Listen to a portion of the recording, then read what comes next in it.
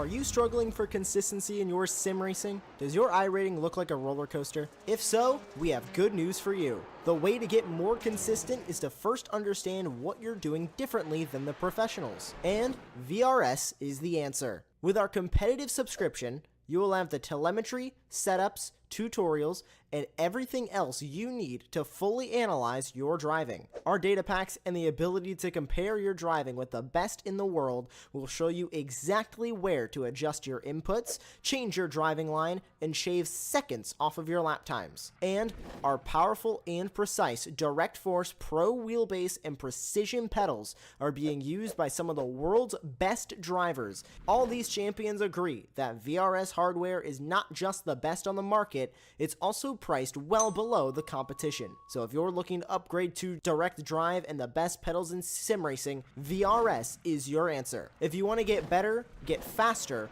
and make it happen sooner rather than later, you owe it to yourself to find out why so many people are switching to VRS. You'll be so glad that you did. Visit www.virtualracingschool.com and learn why the best use VRS.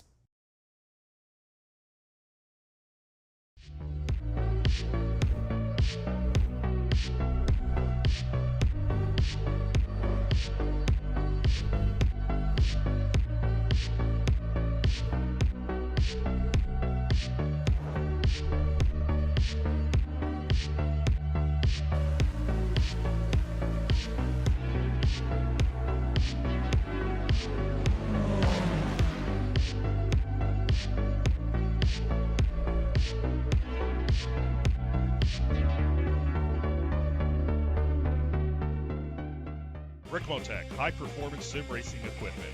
There's only one place to go, Ricmotech.com.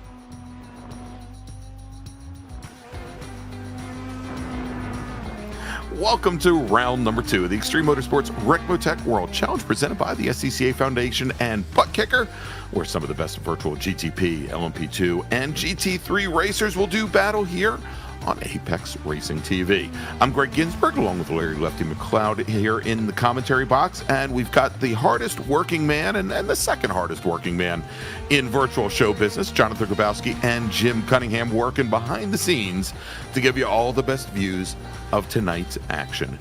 And so tonight, our GTP, GT3, and LMP2 racers, they descend on Brazelton, Georgia, ready to take on a course that incorporates the 3 F's: flow, feel, and fear. And whether it be the blind corners and decreasing radius downhill S's, the threshold braking zone at the end of its very long draftable back straight, or that final foreboding downhill drop to the finish line, our combatants will be challenged non-stop for 75 minutes tonight. And so, good evening, Larry, and welcome back to a beautiful Michelin Raceway Road Atlanta. It is great to be back out here. This will be a fun night. You talk about another F. We're nearly at 50, starts with an F, nearly 50 entries. We've got 49 cars signed up here. This is going to be insane. The number of GT3s are going to be out there. Got a handful of GTPs that'll be going lightning past all of them. And then, of course, a good group of the LMP2s thrown in there as well. I think this can be fun. Here at this place, I mean, they do run these endurance cars there. So we'll see how well our sim side of the world takes to this wonderful, flowing, fun, and fearful track. Yeah, there you go. Oh, a couple more Fs for us. So, Larry, I think the last time the World Challenge was here was actually right after Petit Le Mans, the week afterwards. As you said, these race cars here all the time on this beautiful circuit. And right now we're about halfway through, a little bit more than halfway through our 15-minute qualifying session here at Michelin Raceway Road Atlanta, where we give our drivers 4 opportunities, 4 flying laps in order to set their fastest lap and set the grid for tonight's 75-minute race. Right now, we are watching Rocky Rocco from Rockefeller Racing. I cannot say that even one time real fast. I'm going 4 times very fast. Rocky is one of our GT3 AM drivers, and you can pick out the GT3 AM racers because on their cars, they've got the green number boards, windshield banners, end plates on their wings, and mirrors on their doors, and you'll be able to see the cars listed on the left-hand side of your screen on the ticker. It says GT3 AM. For our GT3 Pro drivers like Zach Mosley here in his Chevrolet Corvette, the Pro drivers have the Ricmotech red windshield banners, number boards on their cars, mirrors, and end plates on their wings. And then, of course, our LMP2 racers, they have... we don't have any LMP2 racers out on track, but you'll be able to pick them out. They're all racing the LRP 217s, and they've got the blue number boards and windshield banners on their cars. And then, of course, we've got our GTP racers like Aaron Beaver right here in his BMW M8 Hybrid, and all of our GTP racers. Well, the only other, they're all going to be in Cadillacs tonight, except for Aaron, but they've got the black number boards and banners and plates on their wings, and they're quite a bit longer than the LMP2 chassis that our other drivers are racing. And Larry, at the moment here with Aaron Beaver just completing his final flying lap, he will start 4th tonight in GTP with Kevin Carlisle, who was one of our fastest drivers during practice this week. Actually, both Kevin from SimCity Racing as well as Bailey Petrowski for D2D in his Ferrari were our 2 fastest racers. They turned identical 108.7 lap times, and I don't see Bailey Petrowski here tonight, but Kevin Carlisle already underneath that lap time from earlier this week. Yeah, this could be interesting without Bailey here tonight. We've got 4 capable drivers here. This could be an interesting race. What I think is interesting is this is not the biggest track. It's not the widest, and there are sections like the S's and places where it's single file for most of this. To watch the LMP2s or the GTPs try and gap each other while trying to lap the GT3s could be quite dangerous. The back straights where most of the passing should happen, maybe even some down between, of course, turn 5 down to turn 6. But I think anything through the S is going to be pretty treacherous, and that's usually where the chaos begins just after the turn 3 at the uphill. So a lot of chaos expected tonight with 50 cars. We'll see how many are running after the first couple of laps.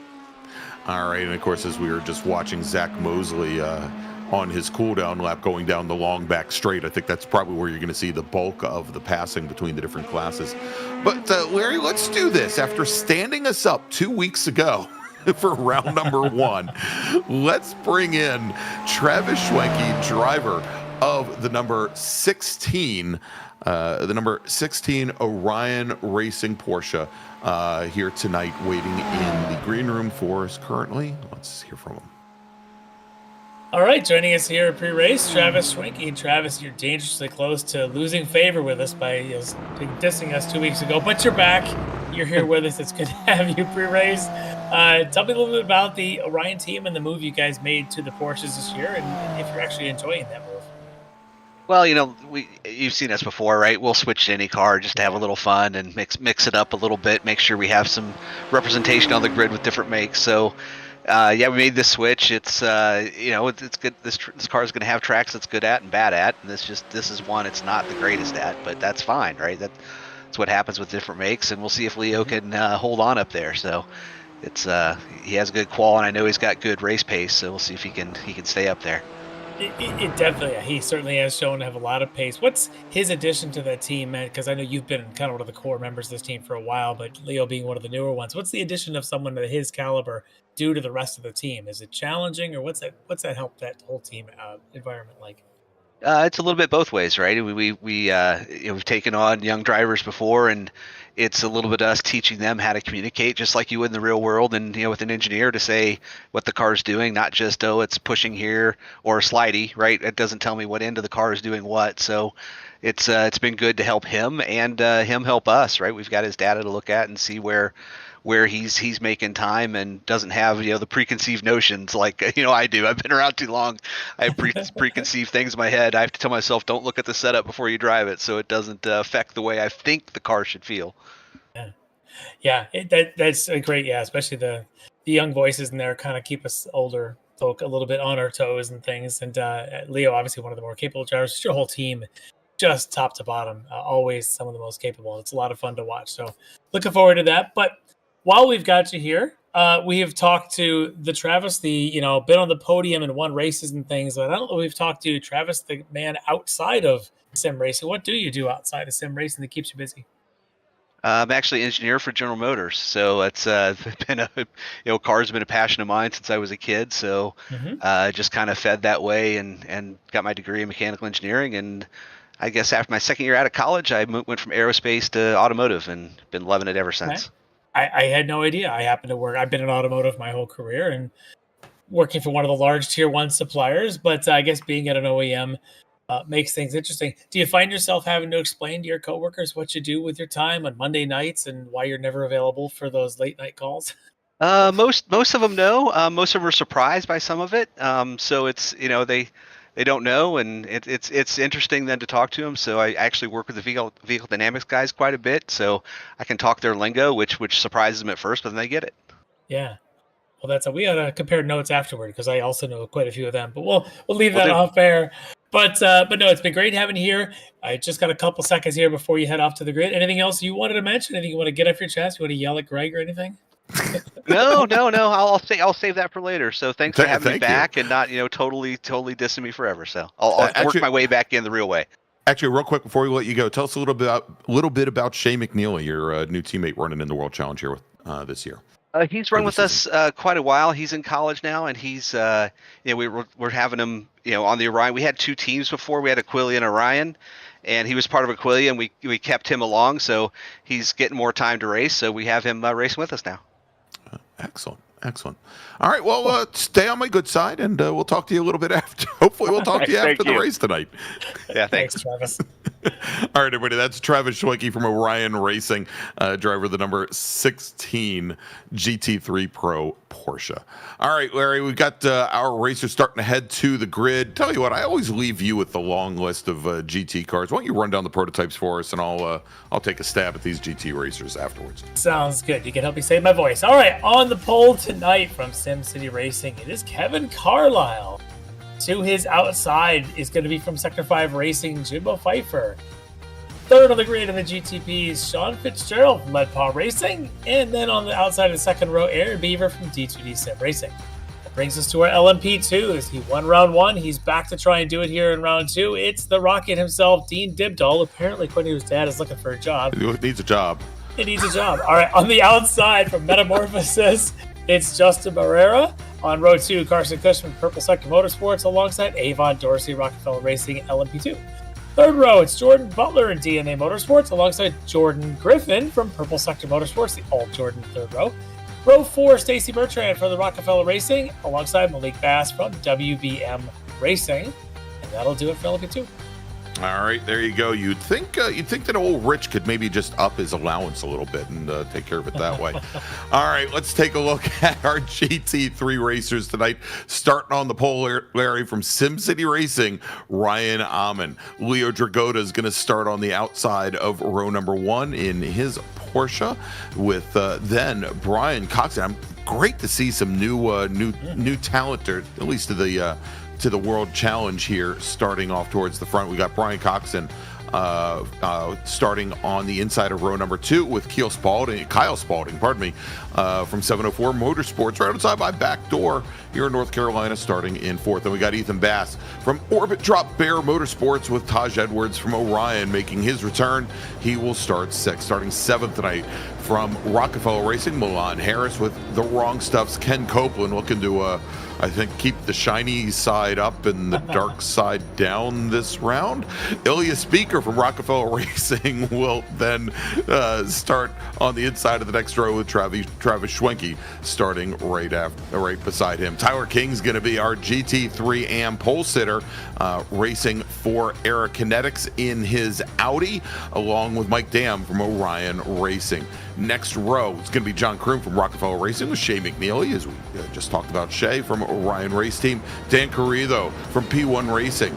Then starting next with Keith Stein right alongside him. Josh Vidal and then Julio Barrero, the HSR Phantom Racing entry, and the rookie here this season in the Speed Lab Dream to Inspire machine. I think he is driving an Acura, if I remember correct. Pardon me, no, he is driving a McLaren. Then we've got Carlos Barrero, and Carlos is driving a Lamborghini. He'll start right alongside Charlie Hosea. Zach Mosley from Sim City will start alongside our second 704 Motorsport entry, Colin Winslow, with Filippo Barbieri for Speed Lab Dream to Inspire, starting alongside Aerokinetics, Zach DeLeva. Next up is going to be Jeff Jacobs from the SCCA Foundation, alongside Lucas Dragotta in the Dragon Sport Racing entry, with Aaron Sunday from OHND Racing. And I think, well, we've got Aaron Sunday in the chat. I don't know how he does both of those, but he's behind the wheel of the 331 machine. Neil Weston from HTPK will be starting right alongside him. Then we got Rocky Rocco, the owner of Rockefeller Racing. He's going to start right alongside Chad Sebring, and then Russ Ruddock and Pan Hydraday, John Casey and Greg Brockway, and then Ryan Steinhoff will round out this. Let's take a look at this, Larry. I think we've got 32, our 32 GT3 entries here tonight as our our GTP racers come down out of turn 12 underneath the Fox Factory Bridge onto the front straight. Green flag in the air, and look at that, getting a horrible start. Kevin Carlisle with the rear end just walking around on before he even gets to the apex. We've got Jimbo Pfeiffer jumping to an early lead. The LMP2 cars very close behind, led and paced by Dean Dibdahl, and Dibdahl is going to lead that field up to turn number 3 and start to come down the S's, and he's right almost to the back of Aaron Beaver's BMW as that LMP2 field now catching up our GT3 racers now. Green flag is in the air for them. Leo Dragotta jumps to a quick lead over Kyle Spalding, comes right across the nose of the Acura there with Ryan Amon in his Ford Mustang, dropping back into 3rd position from Paul Brian Coxon in 4th in the McLaren, as the entire GT3 field now starting to get all lined up coming out of turn 3 and are making their way down through the S's. Yeah, they're starting to funnel down a little bit. Terrible start for Ryan Amon from the pole in GT3. Manages to keep it together there going up the hill the first time. Dibdahl, great start, who will take that lead. We'll see how long that lasts. Or sorry, not Dibdahl, but Dragotta. Dibdahl, however, talk about bringing the field close in the LMP2s to the back of the GTPs. That'll be interesting as we've got a replay very of close. GT3s. Let's take a look here, because I think that Taj Edwards had some issues to start things off. In addition to Taj Edwards, that was Zach Mosley in the 37 Corvette, gets the tap, gets the wall before he ever makes it to turn 1. And then I think we had Aaron Beaver in the 97 BMW. Let's take a look at this. Just as Dean Dibdahl was coming up, this is coming out of turn 7 onto the back straight. Very, very loose on exit, and just gets tapped by Dibdahl coming around there. And he goes back to the pits. So Dibdahl obviously very quick in these cars. One of the things about these prototypes, they are very cold first lap tires. This is not the longest track in the world. I don't know how much heat they're able to get in. It did look like perhaps the issue there might have been for Beaver was just trying to get heat in the tires. He's struggling off of turn 7, whereas Dibdahl real quick at the opening, it was already in a fight with what looked like maybe Cushman.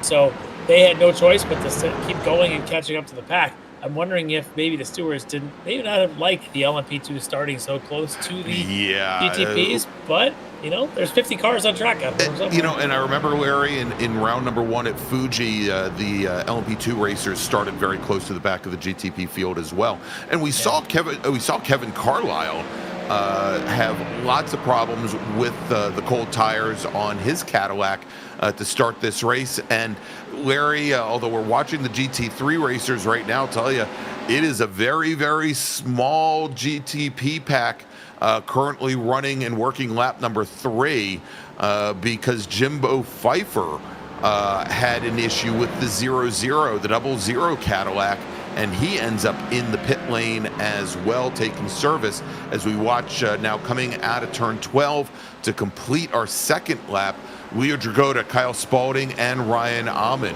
in the 87 Ford. Let's take a look and see what happened to Pfeiffer here. Yeah, it's this threesome going through the 10A, 10B, and then under the bridge, and just looking, he already went right to the pits, just off of exit. He kind of pulled it himself.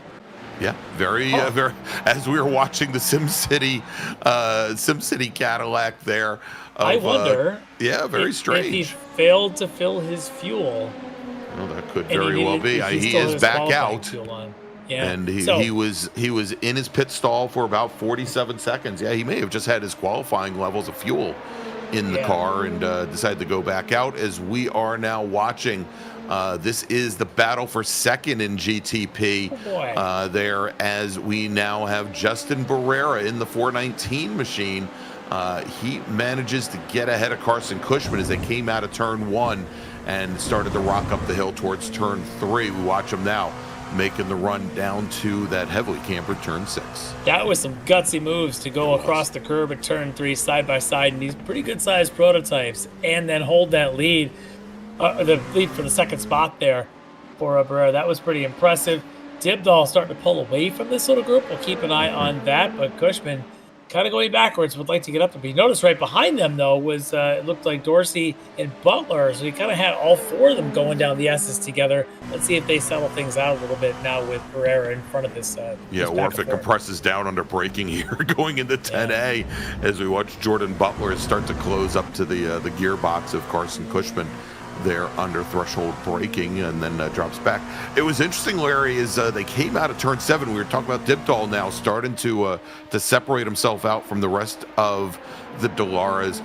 Dibdall was right on the rear of Kevin Carlisle coming out of turn 7, as if Carlisle's still having some issues with the cold tires there. And then you can see the difference as they get onto the back straight, and the horsepower advantage of the Cadillac exerts itself over the Delara.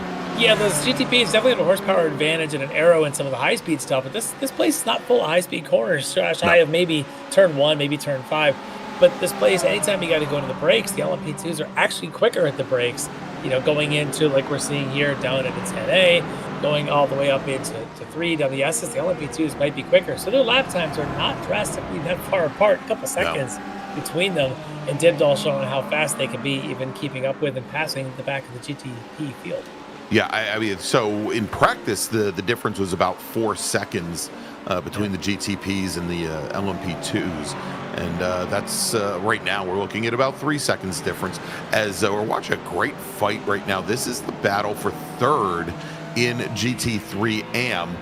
We've got the 26 Acura of Josh Vidal, and then the Lamborghini of Carlos Barrero directly behind. Barrero is backed off just a little bit as they come through the S's.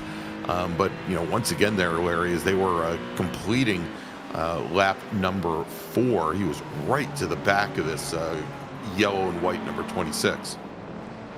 Yeah, it's and through 7, he's right there as well. Yeah, watching the difference in makes here as well, the Acura versus that Lamborghini. I think the Acura may have a little bit better top end speed. I think I've driven the Acura here. I struggled a little bit in this car at this track. It didn't quite do what I wanted it to do, but we'll see if these Acuras tonight can do well with it. We have seen obviously the Mustangs done well up front, so they might have a chance here. Porsches seem to be struggling, except for this guy, Dragota. Yeah, except for the guy right up at the front. Yeah, but you can see, you see the rest of that pack up there with the Ford. McLarens are up there. but really the only one you see up there in a Porsche, and then only the one Acura up near the front as well in Kyle Spalding. You know, Larry, and interestingly enough, so last season, season 12, I think was we saw that the Acura was really the dominant chassis, and of course the Orion team in numbers had a number of the Acuras, but we were typically seeing, even when they weren't Orion drivers involved, usually the top 5 or top 6 for a good portion of the season were all populated by the NSX GT3 Evos. And obviously we're not seeing that as much here, but interesting to note, as you said, that you found that the car was somewhat difficult to drive here at Road Atlanta. The last time we were at Road Atlanta was the prior season, was season 11. And I don't believe the Acura was actually available to run in the series at that point. So, you know, kind of an unknown quantity at this point.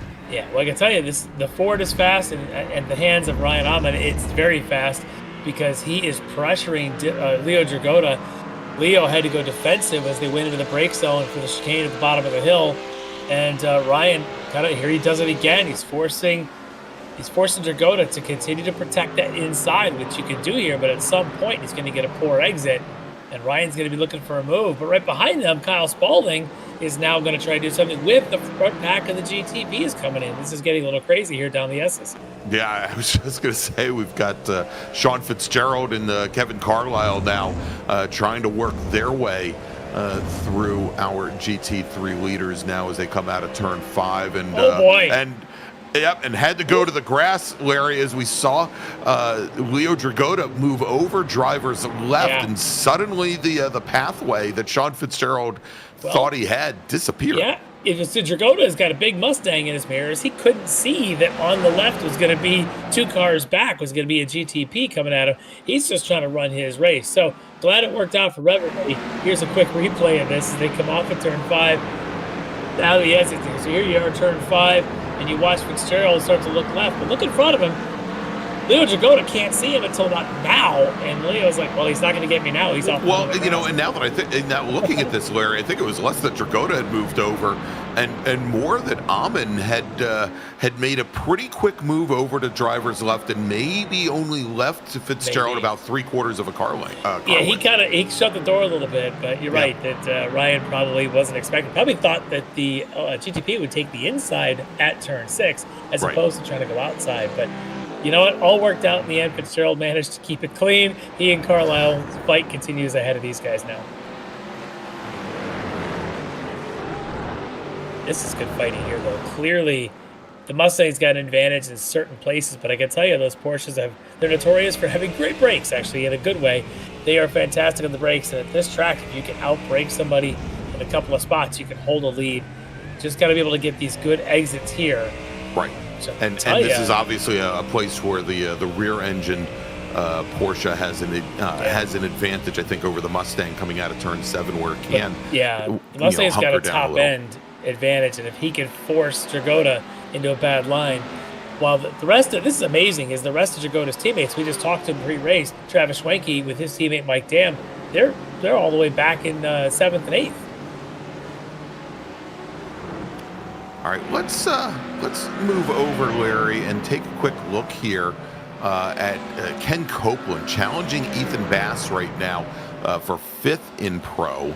Of course, the last time we checked in with Ken Copeland, he was rubbing door handles with the exit curbing at Fuji. Yeah, well, he's in quite a battle here for the 5th spot. He and Ethan Bass. Ethan driving that beautiful liveried Mustang. Copeland back into the Mercedes, the AMG that he's been in for quite a few seasons.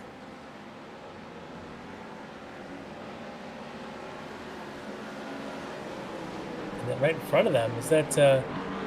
that's, well, I was going to say, Jimbo Pfeiffer is sitting right in the middle of this line of cars as Pfeiffer's trying to recover from his fuel, what we assume are fueling woes. Stacy Bertrand from Rockefeller Racing, I believe just ahead of that. Oh, I'm sorry. I guess it would be Brian Coxon in the McLaren Yes. is actually the driver that was directly Yeah, ahead. he's running 4th right now. Great start for him, but he certainly has that group behind him of Bass and Copeland trying to make on by. There he is right there. Beautiful livery on that car, I got to say, that Mustang. Yeah, and so Coxon, like we said, a rookie this season here in the World Challenge, comes to us from Oregon, and he look at hasn't this. been at this iRacing thing We for got very long. fight for the Larry. lead. That's it. Good, a really great defensive line again for Jagoda going through turn 1. Kind of forcing Ahmed to go outside. He just couldn't quite get the run to get in for the Apex 3. They continue to fight now down the S's, but Jagoda driving a beautifully defensive race, and I think and now we got to fight for second here as Kyle Spalding's going to try and make a move while the LMP2s are coming in. As Ahmed got a big bunch of that curb on the exit. Yeah. And got over to that.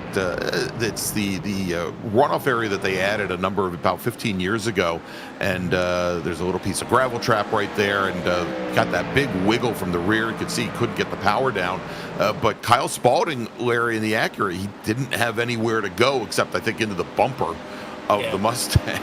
Well, now they've got a couple of the LMP2s fighting through, and this isn't just any of them. These are the 2 leaders. This is Dibdal in the first one, Barrera in the second, now about a second between them. So great job here for Barrera to close in on Dibdal, maybe using traffic to his advantage and to try to keep Dean in his sights. There you go. There's the time delta.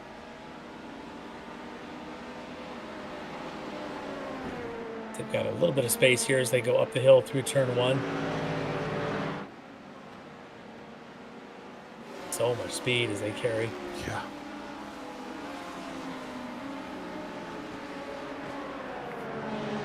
And Jordan Griffin making a pass on Malik Bass to take over 6th in LMP2.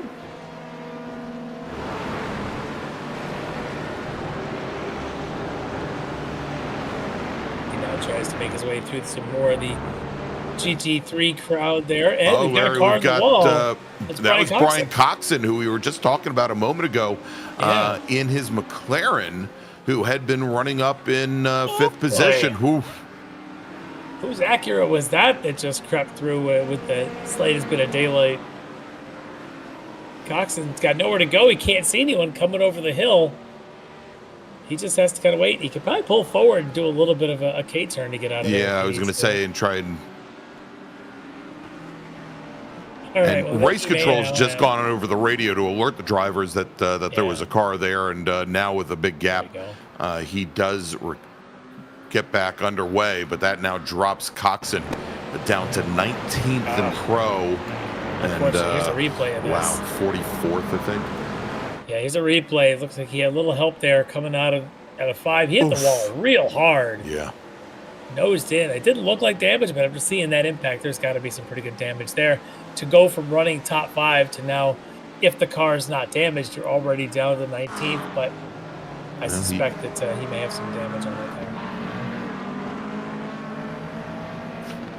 It doesn't look like there's a lot there, but right. Let's go on board. Let's take a look and see here from right behind. This is Ethan Bath, who is right behind it. Oof. Good evasive maneuver there for Ethan to just barely miss Coxon hitting the wall and bouncing off.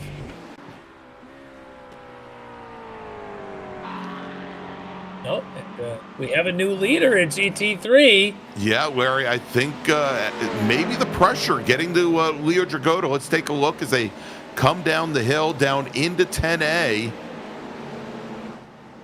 A little bit of tangling going on with that LMP2 driver there. Yeah, Leo went to the apex, Larry, and there was an LMP2 car sitting there waiting for him. I mean, good evasive maneuver for him to go through the grass, but obviously there, that's going to move Ryan Ahmed now up to the lead, and Dragotta now, who I would assume probably had to serve a slowdown penalty, Larry, for that maneuver. Yeah, he's managed to hold second, so he's just ahead of Spalding there in third now. But this almost 2-second gap to Ryan Ahmed to Leo Dragotta in favor of Ahmed in that Mustang. Great place, time and place for Ryan to be there. Seeing Cushman in that LMP2 taking that position, he was going to follow him through. As we look at another replay here, this time it's Malik Bass going wide there at the 3-4 complex coming down the hill. And taking that's the motorcycle chicane. Oh! Oof. Oh no, Larry. Who's the and second on the car roof, involved? Stacy Bertrand? I think Stacy Bertrand in the Dallara in her LMP2 machine. Wow. And the third racer involved, yeah. I'm trying to see who the third, because there was a GT3 car involved as well.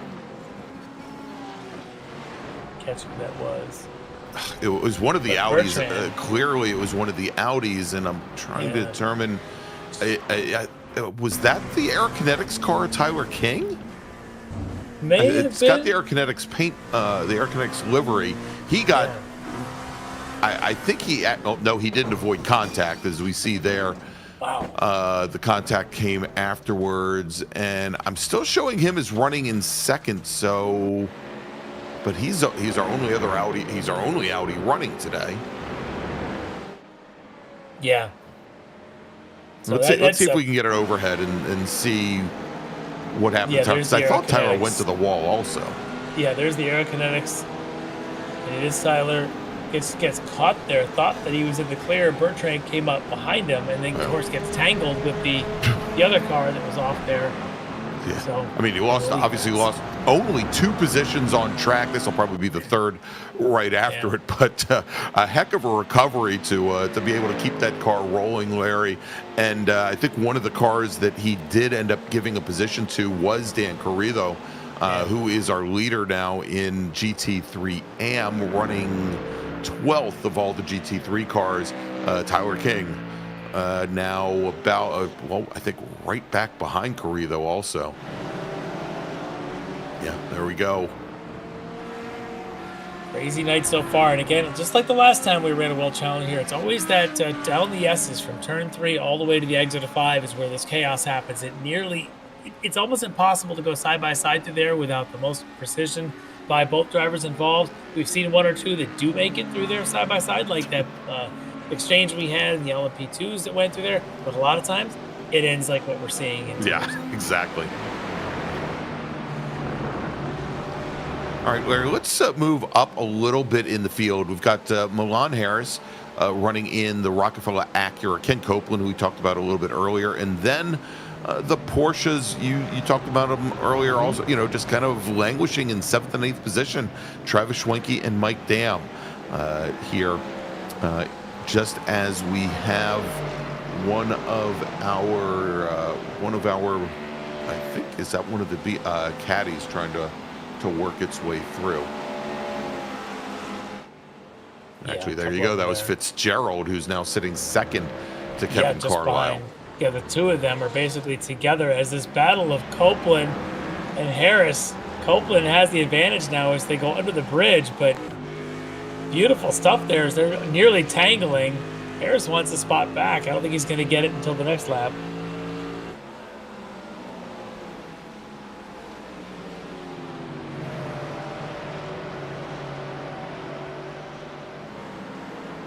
And Harris takes a quick look to the inside there, coming up to 3. Yeah. I mean, that corner there is certainly rife with tears, I guess, Larry. You can always take a look to the inside, hoping to throw the lead car off, but it's almost a 0% move to pass somebody going into 3. It's so tight going into there. If you're going to make the pass, it is going to be coming down through the S's, and we've already discussed the challenges there.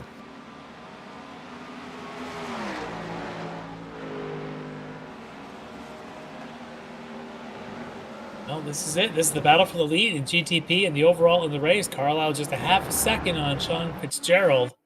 But let's take a look here, Larry, because again, the last time we had checked in, Carlisle was sitting in second, and so here is the pass for the lead as they come under the Fox Factory Bridge and just slides right underneath the 28 machine going onto the front straight. Nice maneuver. Yeah, great exit speed there for Carlisle to make that run up and under that Fox Factory Bridge and make that pass. Now we'll see if Fitzgerald's got a counter move to come back at him, or if it's going to have to be one of these traffic moves that we've seen so many times around here.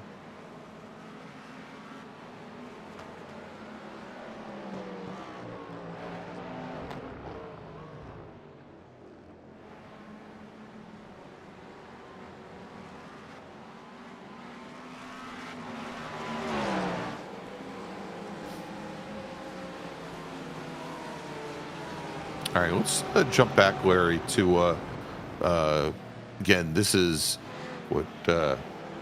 Pardon me. It's Ken Copeland now, who's gotten around Milan Harris. It's Travis Schwanki. It's Mike Dam, and then Ilya Speaker with newcomer Shea McNeely in the 226 Orion Porsche right behind. And these guys, you basically throw a blanket over the 6 of them. Yeah, quite a pack going here. As it looks like Schwanki and Dam finally getting on pace here as that fuel level comes down a little bit in the Porsche.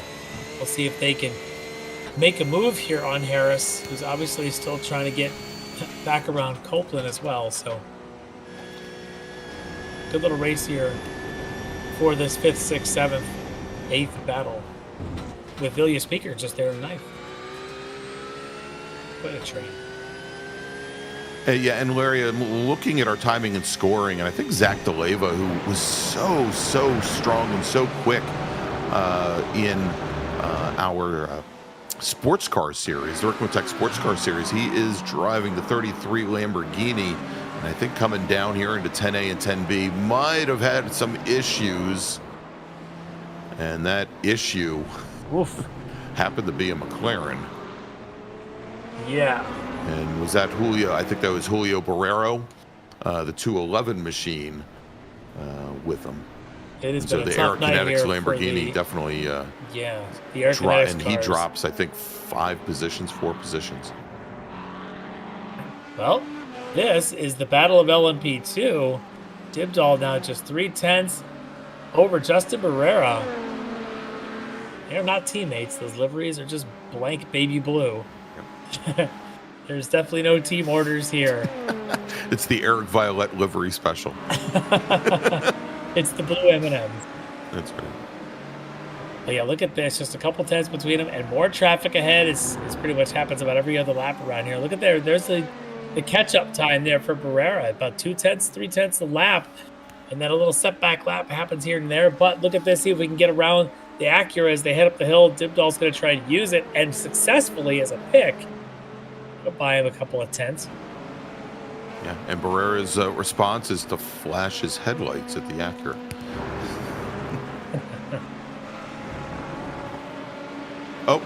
Rich Dibdall says that they're actually teammates, Larry. Oh, they are? Yeah. Oh, well, I misspoke. They just also happen to have that common livery, but if they're teammates, Rich is going to have to tell us if there's team orders here.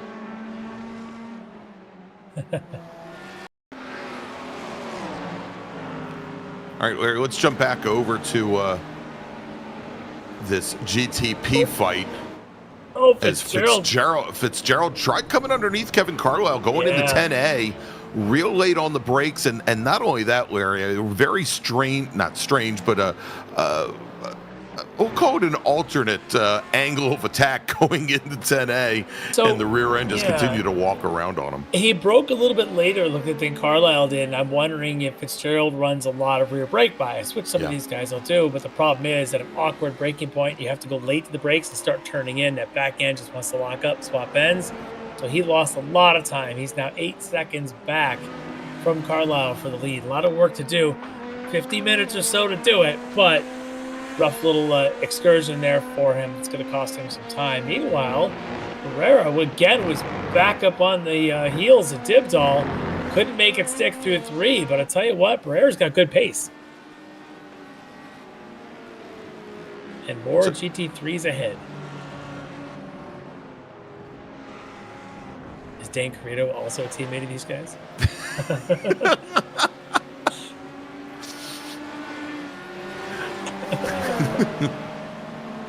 So, Larry, I don't know if you had a chance to see the engineering blog that was put out today by iRacing about what's coming up in the next season.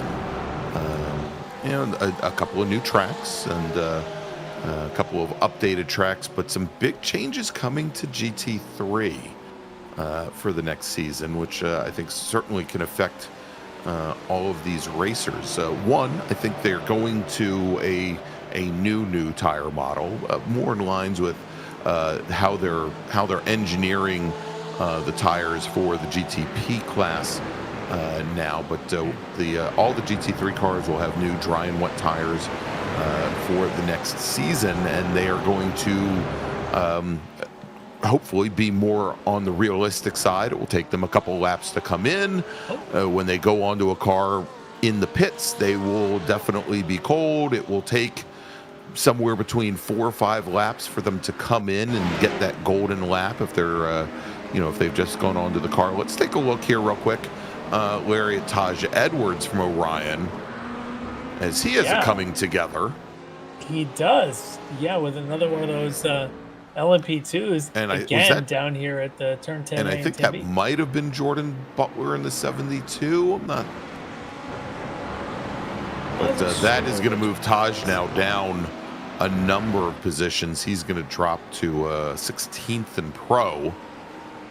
And that will put him somewhere along the lines of 26th amongst all of our GT3 racers. But so besides the big tire model changes, apparently there are going to be some big updates coming to how these cars handle aerodynamically as well, to the point where it will definitely affect the handling of the cars. And the typical comment or warning from iRacing is you will need to update all of your setups because they will not work,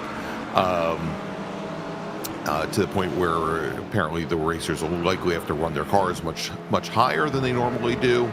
But things are going to be very different, and it sounds like there is maybe even more so than when the tires change for the GTP and LMP2 cars.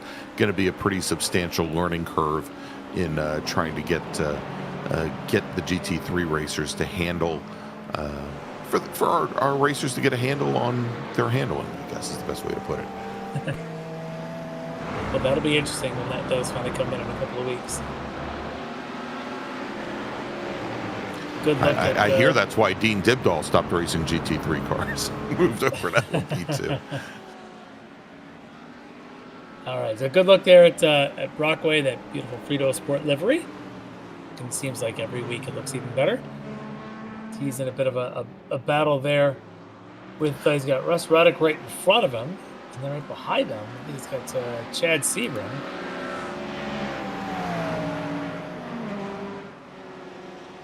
Our director, Jonathan, asked how many times there's been a Russ Ruddock-Greg Brockway battle, and how many years back do we need to go for this, John? I don't have enough fingers and toes. But they always seem to be intertwined here. I want to take a look also, and I think we were looking earlier at Chad Sebring before we went on air. I think we were looking, was it at Chad's or was it his teammate? Yeah, that's pretty cool.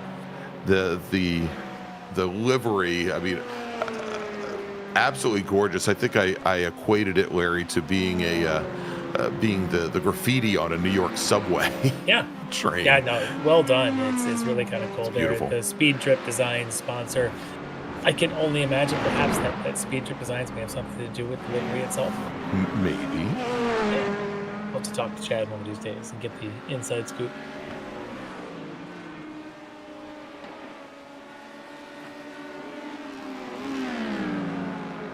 All right, is Tyler King now taking and Tyler King has moved back to the lead in AM, getting around Dan Carrillo after that coming together with the two prototype cars. Trying now to work his way past. This is one of our Rockefeller Racing machines, who I believe is already a lap down. Very loose.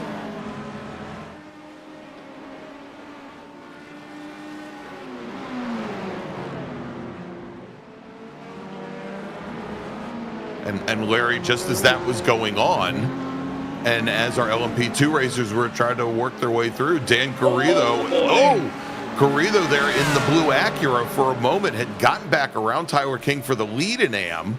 Yeah. And we've got the 283 of Jordan Griffin wanting to join that party as well from the seat of his Dallara. That was a bit of a forceful move for Griffin to want to separate those two GT3s and just split them through. Again, Griffin has been involved in some of the incidents. I think the last replay we had seen of an LMP2 coming together with a GT3 there, it might have been with Taj Edwards. He was involved. You can see some of the damage already in the front of that 283 car, the Purple Sector Motorsports entry. So he's being aggressive here. We'll see if he manages to make it through the next 40 minutes or so without any further damage. All right, Larry, let's take a quick look here as Shea McNeely from Orion having an issue, I believe, coming into turn 1, or actually coming out of turn 1 might be more operative way to put it. And that's going to hurt. Ooh. Yeah, he just lightly rubs the wall. I'm shocked that it wasn't a harder impact. But the car turned in fine. All of a sudden, the back end just twitched and went. So crazy there for McNeely. Decent save, though, considering what it could have been. All right, let's watch the onboard. Watch this twitch. Watch the driver's hands. And the wipers are going. And that. Ooh. I hope he wasn't just trying to find the wiper button to turn it off and that throw away that turn for him, but that could have been so much worse. Yeah, it's like he found the banana peel.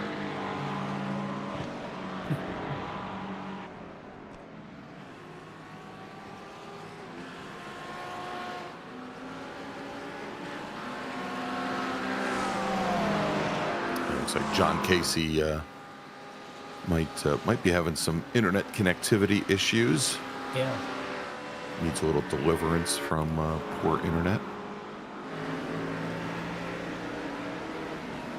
Well, there's a few drivers in this little field right here. We got Filippo Barbieri in there, as well as I think we got a Lucas Dragotta somewhere in this back, in that Porsche right there at the back of this train. Aaron Sunday kind of leading this group, and then back there somewhere, see who that is. Got the front clip missing from their car. Is that might be Julio Barrero in the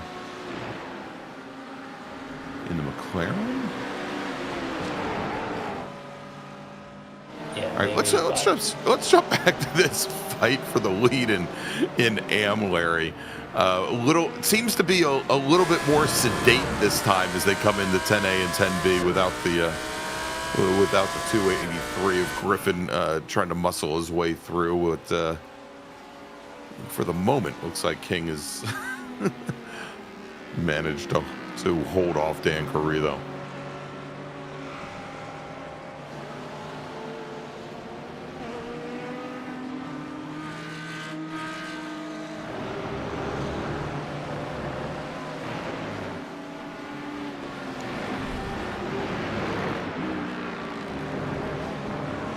Had Greg Brockway come down the pit lane to take service. And before him, Zach Mosley.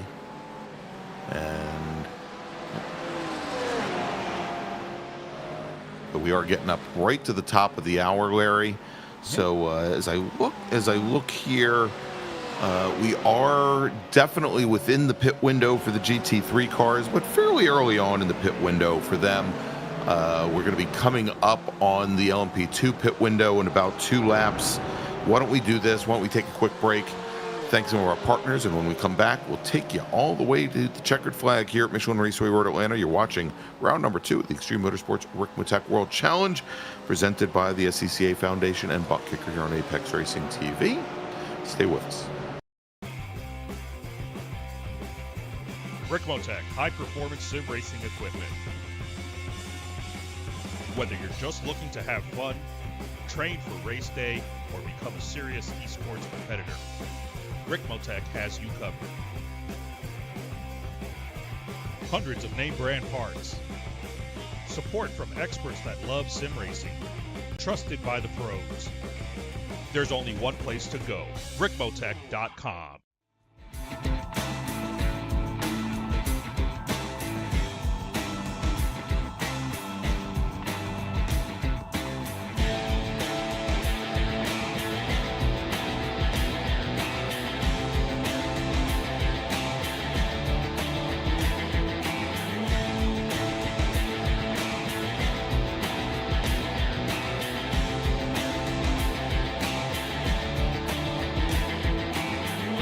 SCCA Foundation is a 501c3 organization serving as the charitable arm of the Sports Car Club of America. One of the programs partially funded by the foundation is the SCCA Academy, an online learning management system used to keep real-life racing track officials up to date on the highest standards of race safety and officiating. Through this program, the SCCA Foundation is supporting the future of the best trained corner workers and event officials in motorsport. You can support these efforts at www.sccafoundation.org.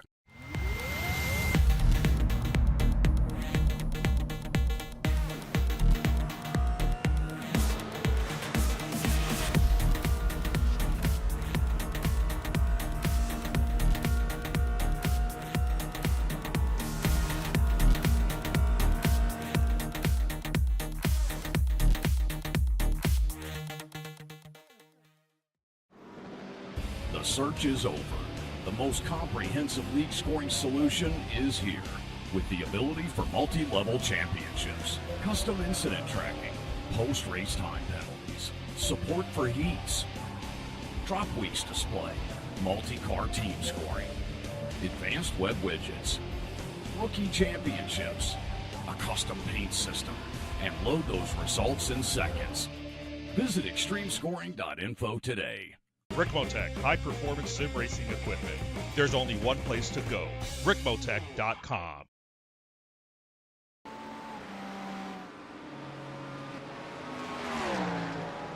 Welcome back to Michelin Raceway Road Atlanta, round number 2 of the Extreme Motorsports Ricmotech World Challenge's 13th, lucky 13th season.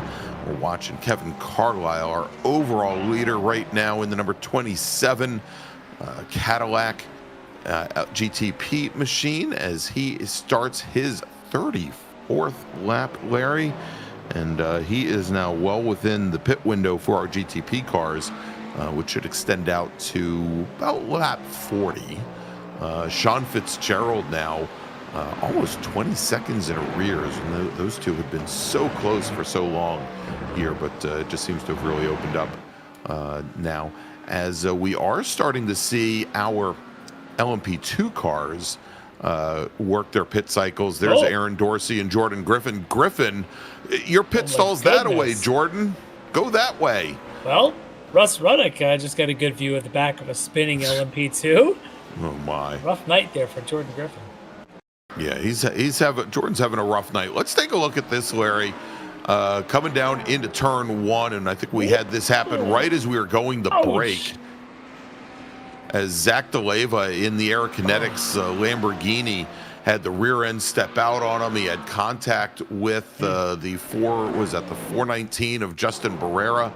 Yeah, they're going into turn 1, and wow. And Barrera was doing so well, now all of a sudden just kind of that race, that good battle we had there in LMP2 seems to have gone away now, with Dibdal's lead up to about 15 seconds. And speaking of Dean, he's in the pits. Let's see if he takes tires, Larry. But yeah, DeLeva pretty clearly had some mechanical issues there. He took the tow back to the pits. He's been in there for most of our commercial break and is still there now. Carson Cushman pitting in from second in LMP2. Hey, yeah, look, Dean's taking tires. He is. We'll see how this goes. Just to, further the rumors that Dean is difficult on tires, smart man taking tires. But it looks like his nearest competitor, Carson Cushman, is doing the same. So, all fair. And so the LMP2 cars, Larry, and this has been the case for many seasons now, because of the length of these races, they have a very, very small pit window. Anywhere, in the case of these cars, anywhere from lap 30 to 33. And they're all in right now, or just came out? Yeah, exactly. Oh, wow, look at how loose those tires are. Yeah, well, I bet he's doing a little of this deliberately. He's trying to slide the car a little bit early on these slower corners, build some heat when you can. It looked deliberate more than reactive, if you ask me. Let's see what he does in the straightaways, but he's just warming things up. Meanwhile, the other Aerokinetics entry, of course, we just saw Zach DeLeva having some issues, is Tyler King, who's had issues already tonight as well. Rough night for Aerokinetics all around. Yeah, definitely. Although, again, King now back to the lead in AM. And Carrizo, what, about 8-9 car lengths back. There he is.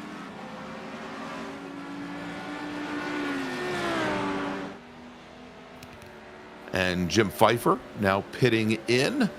And Pfeiffer has actually worked his way up, Larry. He's only a lap down at this point. Pfeiffer having we thought was an issue with perhaps not putting in race amount of fuel in the car. Which would also check out to how he made it a lap or two further than anybody else in the class after pitting about the second lap of the race. So exactly, it would all seem to be that's the case, but we'll check that out. Meanwhile, Milan Harris pitting in from the top 7 in GT3 Pro.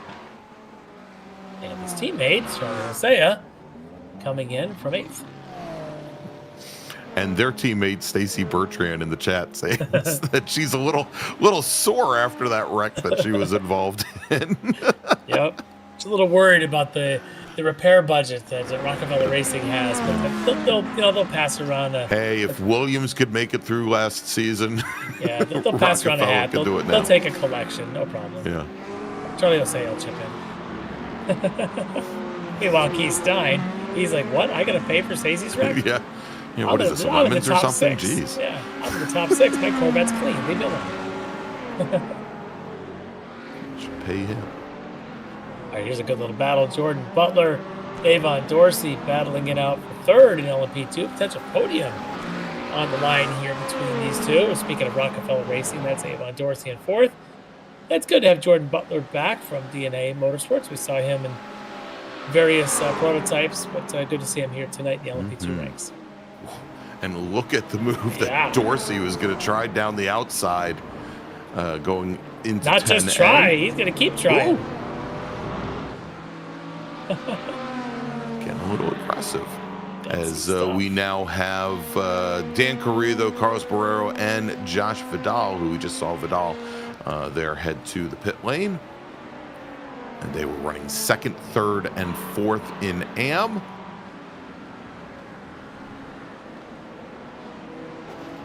There's some contact there between these two. Dorsey getting into the back of Butler, who had checked up, of course, for the GT3 AM driver there in front of them. And see what kind of damage is to the front and back of those two cars. Racing continues. As we are 45 minutes in, 30 minutes to go.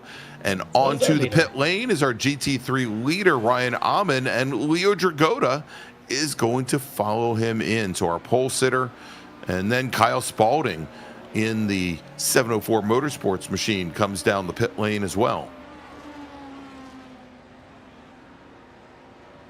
As is Mike Dam, fresh off the Maple Leafs losing last night. He's got nothing else to do, so he's going to go ahead into the pits. Well, the Caps losing to the Canes is the only reason I'm here, Larry. Oh, here we go.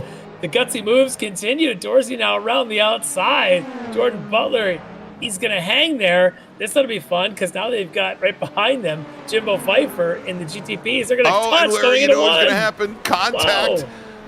Contact and running Butler? wide now. Oh, my. Oh, he's right back on. He's just going to keep going. just.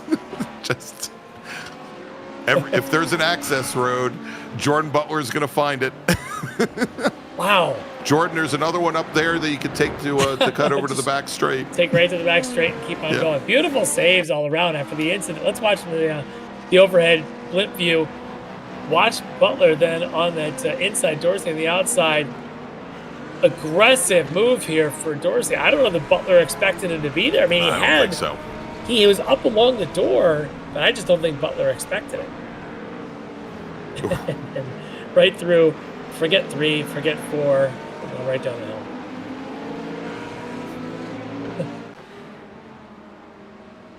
Oh my, oh my. Wow. Meanwhile, Ethan Bass putting pressure on Dragota. Enough pressure maybe to go around the outside like we just watched in the LMP2s. What about GT3s? Beautiful move. Can he hold it? Done. Very nice move. Counter move coming. Not enough. Good defensive positioning there for Bass. Keeping Dragotta offline, not able to get the run down the inside. The horsepower of the Mustang doing him favors on the front straight. Really good. So we saw a lot of Dragotta doing this to Amon and Bass at the start of the race. Now Bass giving it back to him and able to hold a good defensive line, keeping Dragotta behind him now. Bass in second place in that Mustang. So Mustang 1-2 tonight.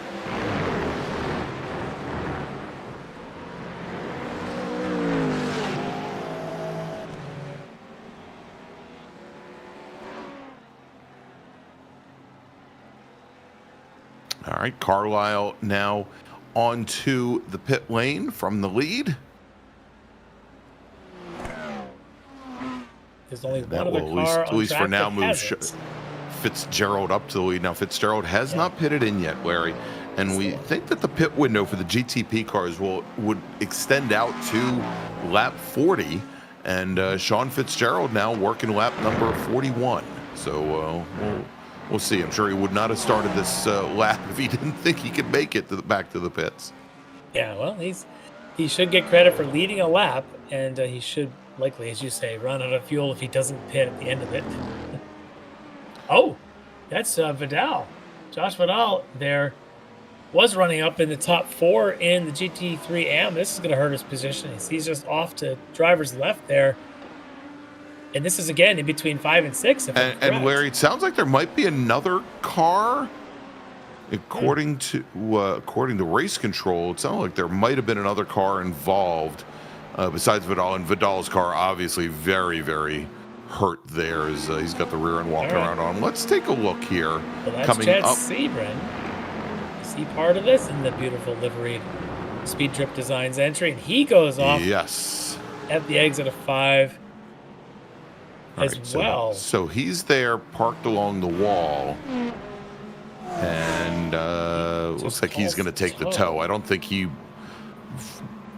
And spinning his tires. Well, he's trying. He's got a snap spin. And I'm wondering if this caught Vidal's car. Look at that. He's got no view of anybody coming out the exit of 5. There's just no opportunity to... Go now, Chad. It's like, should I go? No. Well, I'm anticipating the end of this because we know another car's involved, so you kind of figure that something's about to happen. Yeah, I mean, so from where he is, he could actually see cars coming down, coming down the S's. Yeah. But he just couldn't see as they were coming back up out of the S's. All right, let's take a look and see what happened to Josh Vidal, pardon me, and if he just did this on his own too. And that's exactly what happened. Same. So what is it now? 3 cars that we've seen GT3 do this essentially. We just saw 2 right here. Of course, we saw 1 earlier in the race end up in that position. The problem is when you're facing up track in that position, there's just no opportunity to spin around and get out of there. Everyone's just calling the tow. Well, and turn 5, it's a blind entry in the 5, and if you turn in a little bit too early, you end up there all the way on so far over the exit curbing on that extra piece of concrete there, or asphalt, pardon me, but that's what'll happen. The car will snap back over driver's left on you. All right, heading in onto the pit lane now, Larry. Sean Fitzgerald from second in LMP, or probably in GTP. And we'll see here as he heads back out. Okay. He was in his pit stall, Larry, for 3 seconds shorter than Kevin Carlisle, but not going to help him. Not going to be able to come out in the lead here. He's still, 3 seconds. It helps, but he was 14 seconds back when he took to the track. Hey, well, the battle for second at GT3 AM is right there in front of you. Carlos Barrero, Dan Carrito. Barrero shoving the nose down the inside of the Lamborghini and might have just made it stick. And then he's got one of the purple sector Look at Cushman. Oh, my. Yes. And it's going to happen again because you've got what looks like a... I want to say it's Pfeiffer. Yeah, I was going to say this is Jimbo Pfeiffer, I believe, in the BMW. Or no, I'm sorry, he's in one of the Cadillacs also. But what a neat move there from the Lamborghini driver going down into 10A. Yeah. And just somehow... If we catch a replay of that, I just want to point something out. He and Corito made it work. Yeah, if we can get a replay maybe from the overhead, I can show you that you can cut the apex of 10A really hard at Road Atlanta. And what you saw was Carrito didn't, and Barrero. Now watch the two of them as they had gone through there. Well, this is them going down the S's here. But and I think as you watch here, going off. Yep. But as you had seen there, the lead car had gone into 10A and didn't actually get to the apex. And at that point, the other car was able to kind of shove the nose all the way down. Probably didn't even get it off track by cutting that apex. I don't think, probably not. But actually, that's usable track space here at Road Atlanta. So beautiful moves there. And, lots of change of positions there in GT3 All right, as we move back to the battle this is now the battle for second. Yeah. As Leo Dragota still challenging Ethan Bash. They've got Kyle Spalding right behind in that Acura, and we'll see here. So Spalding was, Larry, I believe, one of our fastest racers in GT3 during practice this week. Both Spalding and Ilya Speaker were running high 117s. Okay. Quick. Yeah, very quick. About a second and a half faster than our race pace right now. Yeah, the fastest race lap today is at 18.3, I believe. So about a half second faster than our fastest. Yeah, that's pretty quick. And right now, look at this three-way race for second is really good stuff. I expect for the next 20 minutes, we're going to see a lot of this as Dipdoll's going to try and be I can call it Dipdoll. These young drivers that get them confused. Leo Dragota continues to try to make moves down the inside of Bass, but Spalding there is looking to pounce. Not bounce, but pounce.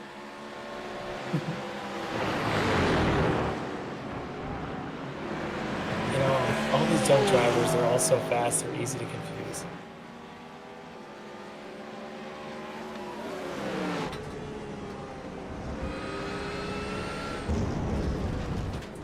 One of these days, I'm expecting Spalding to try and get a good run off of 7 and try to make the move. At the same time, perhaps, as Bass and Dragota may be getting defensive with each other. You keep your eye on Spalding maybe here. One of these laps may try something that's a wild card. A little far back this time, maybe. Yeah. Dragota filling mirrors for sure. And meanwhile, who is that lounging behind? I won't say lapped lounging car. Yeah, I think you're right. I think that might be Taj Edwards. No, that's not one of the Orion cars.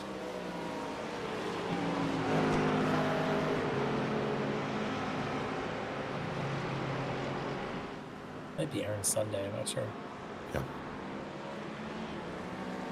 But now you've got, is that Cushman? That's not Cushman, that's one of the... Is that actually Dipdoll? It is. Yeah, I was going to say, I think Team Dipdoll's, indeed it is. That's the 90 car directly behind. And, Larry, I'll tell you, if the three just ahead of him, if Bass, Dragota, and Spalding... he's gotten around Spalding. Yeah, he has gotten around Spalding, but I was just going to say that Ken Copeland is kind of... he's back there. Yeah. Still a couple seconds back, but Dean, he was since the battle is no longer pressuring Dean, he was able to sit behind these two fighting it out in GT3 and not worry about them, let them do the thing and just pass them in the back straight. Yeah. Meanwhile, you talked about Copeland, currently 5th, just about 2 seconds from that. Yeah, he picked up a couple tenths last time by. Yeah. Yeah, he and Mike Dam are some pretty big movers this race, now running up at 5th and 6th after starting this race down around the back of the top 10. Yeah, as a matter of fact, on that last lap, Larry, Copeland was more than a half second faster than Bass, Dragota, and Spalding ahead. Yeah. Yeah, this is not over for this battle for second. Ryan Allman's got a pretty good cushion now, about 8 seconds. There he is in his SimCity Racing Mustang. Really, since he was able to get around Dragota well back into this race, there really hasn't been much of a challenge to him. He's just working his way, using traffic to his advantage. Meanwhile, the battle up for second now looks like it may end up involving that fourth car. If Copeland can just chip away a little bit now with under 20 minutes to go.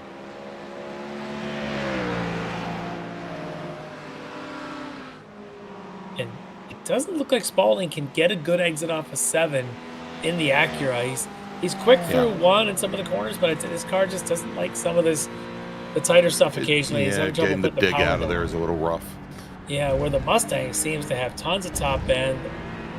The Porsche may not have the top end, but it's got the brakes, so when it's coming down the hill, it can outbrake you. But he's also get the initial burst off of the slower corners as well for Dragota. So that battle's working its way out, but the Acura for Spalding just struggling a little bit. Hey, we got Brian Bennett in the chat. How'd he get there? Hey, Brian.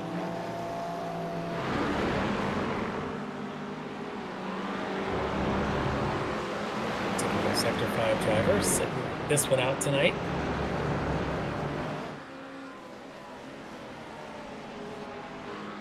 Jimbo Pfeiffer's getting all kinds of camera time tonight. Working his way through traffic here again. Doing anything he can to even if you got to take an early pit stop. Hey, yeah. All we got to do is put a webcam in his house. But right now, he's in a solid podium position.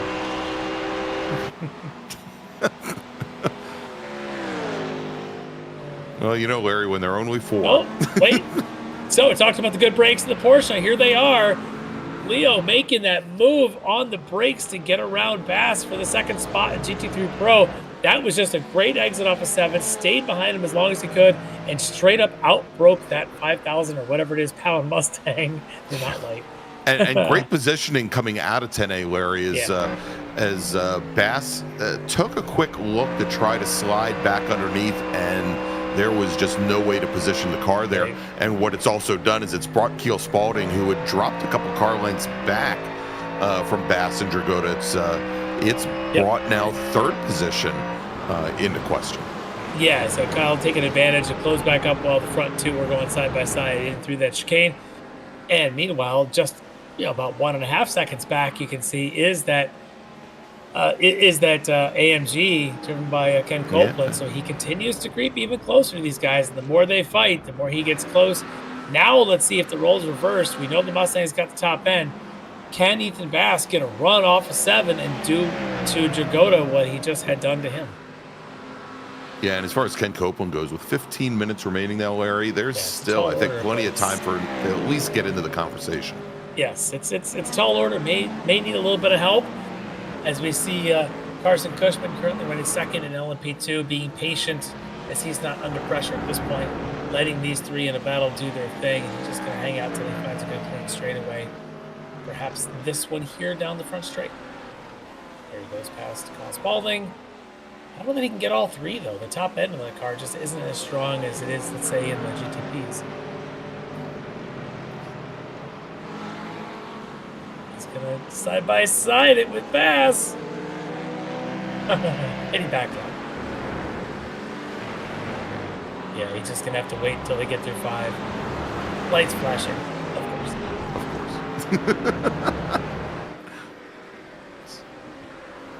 And going for a wild ride out of turn 5 was Kyle Spalding, Larry. And that's your race leader as well, Kevin Carlisle, right there, with a good view of all this that's going on. And he's, of course, got Spalding right behind him. Now look at behind Spalding is when we get a chance, we'll check out where Ken Copeland is, because he just gathered right up on this pack. We have a 4-way battle for 2nd now in GT3 Pro. Well, I thought with Spalding going wide coming out of turn 5 that it would definitely bring Copeland at least to his tail. But yeah, he picked up a lot more on that last lap than I would have expected. He was, again, almost a half second faster than the cars ahead. Meanwhile, Brian Bennett in the chat says he was running the Silver State Classic, and that, if you haven't seen, is a very cool event. High speed out there, out west. So very cool as Brian's hanging out now in Arizona. So awesome way to spend your time. It's a good enough reason to not be on the sim tonight, I guess, Brian. Yeah, we'll give him a pass. Yeah, we'll give him a pass for that. All right, now let's see if Copeland can close up a little bit. And we'll see what kind of tires that Jagoda, Bass, and Spalding left themselves as Copeland seems to be coming into his rhythm. And look at the traffic ahead. I suspect these guys are going to catch. That's the back of the GT3 field that they're going to be coming up on probably the next lap or so. There's all kinds of chaos. I see a couple of prototypes mixing it up there as well. Sean Fitzgerald is sitting, lurking right behind Ken Copeland. And then you look at the pack in front of them. Oh my, that's just a whole lot of stuff. So who can take the advantage? Is it Copeland, Spalding from this, 4th and 5th positions? Can they get up there to challenge for one of the top podiums? But right now it's Jagoda and Bass for the 2 steps to the podium, but all 4 of them can pretty much still blanket them. Now we only have 2 BMWs in the field. Is that Panhydra or is that the BMW of Aaron Beaver directly ahead? Hydra Day, yeah.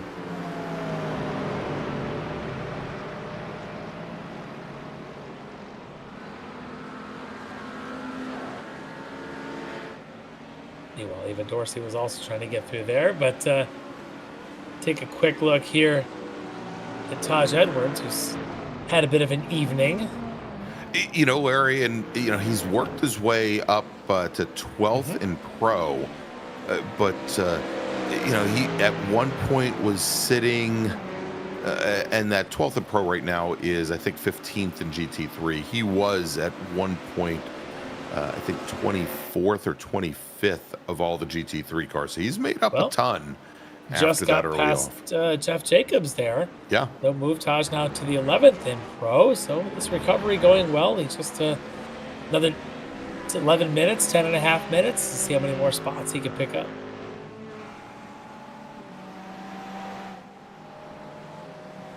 We move over to one of his teammates, Travis Schwanki. And Schwanki under attack here from Ilya Speaker, one of the Rockefeller Racing entries. Another one of Speaker's teammates, Mulan Harris, just ahead.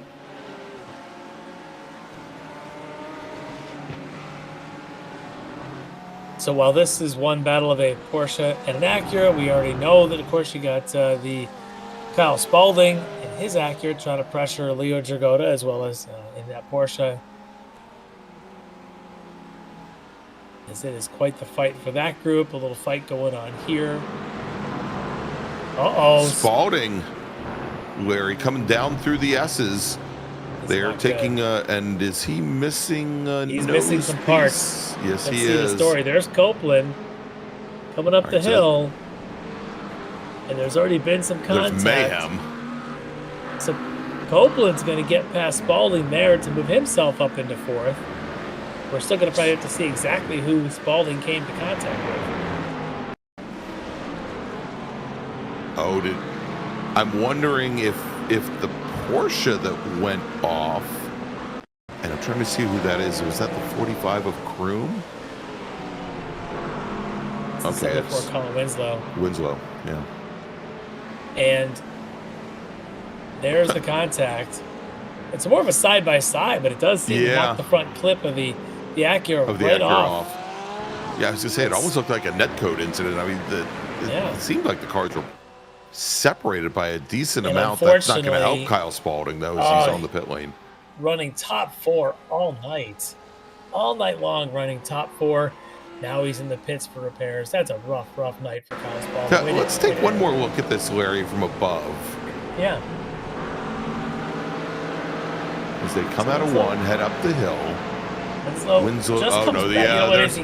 That was more the net code right there. That was a pretty hit. That was a pretty big hit. So you had a lot of cars happening at the same time. And Winslow had thought he had let enough by and the rest would stay behind him.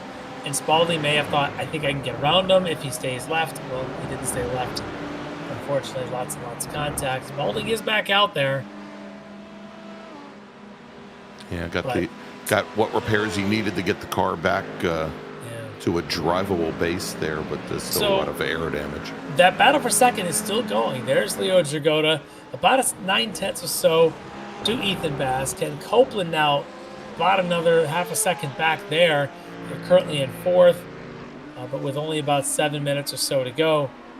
We're going to need a little bit of help to bring any closer to Leo Jagoda. Jagoda's run a very strong race, considering that car may not be the peak car for this track tonight. Very impressed by Leo Jagoda and his ability to keep this thing in a podium position all night. Yeah, indeed. And so Copeland, who I think was using the Acura as maybe a bit of a bridge to try to get up to Ethan Bass and Leo Dragotta, doesn't have that any longer. But still at about a second and a half back, and he's still lapping considerably faster than either Bass or Dragotta ahead. He's the only GT3 on track running in the 118s. Everyone else is the other side of 119. So Ken still has pace at this point, as we are coming up on 70 minutes into a race. So Copeland not out of a podium yet. He's got to pick up one spot right now. Of course, Ryan Amund's got that lead, almost 9.5 seconds, but Jagoda and Bass don't have it locked up yet for the other two podium spots. And a reminder to everybody that next Monday night, we're going to be taking the week off for the U.S. Memorial Day holiday, but we will have more action across our Ricmotech leagues 2 weeks from tonight. We'll talk a little bit more about that when we wrap up the broadcast tonight, so stay with us. Hopefully we'll talk to a couple of these drivers Yeah. after the race is over tonight. It's always good to stick around for those driver interviews. It's always fun to hear from the driver's perspective what they thought of their race, and it's always fun.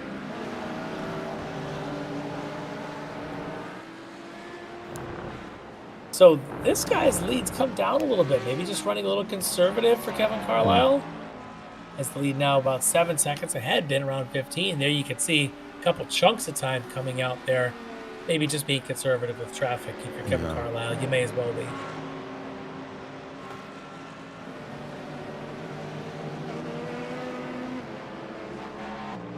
Yeah, at this point, Larry, I think makes sense to just kind of pick and choose your spots. One of those laps was a 109.9, so the rest, the 112s, I suspect, are just conservative passing traffic. And there's a couple SimCity Racing teammates on track. And Larry Fitzgerald's lapping in the low 112s as well. So he's at this point, Carlisle's just maintaining the gap. Yeah, nothing too concerning there for Kevin Carlisle at this point. Just managing the race for another 6 minutes and hoping to take a checkered flag. Rich Dibdahl suggesting that we have Dean DQ'd if he doesn't stick around for an interview tonight. Wait, thank my mom and papa. Elvis Rankin still lives on.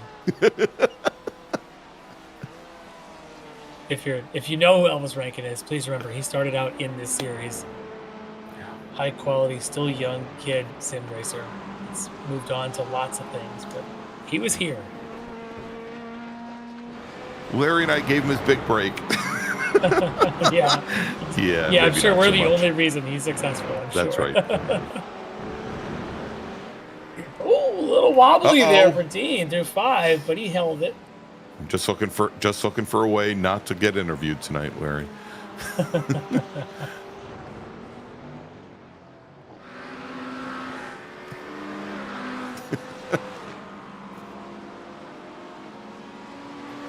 Yeah, 26-second lead is not enough. He's got to risk it. But with 4 minutes to go, the battle for second in GT3 Pro is down to about a piece of paper as Ethan Bass now closed up on the back of Leo Dragotta. More traffic ahead.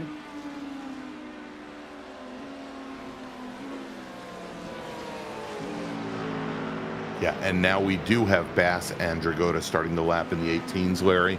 So Ken Copeland's march has slowed significantly here with with less than 4 minutes remaining.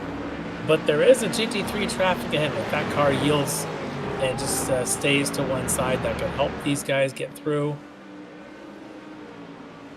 See what happens when they catch up to it. If you're Copeland, you're hoping everybody gets in their way and give yourself a chance here to take a podium. But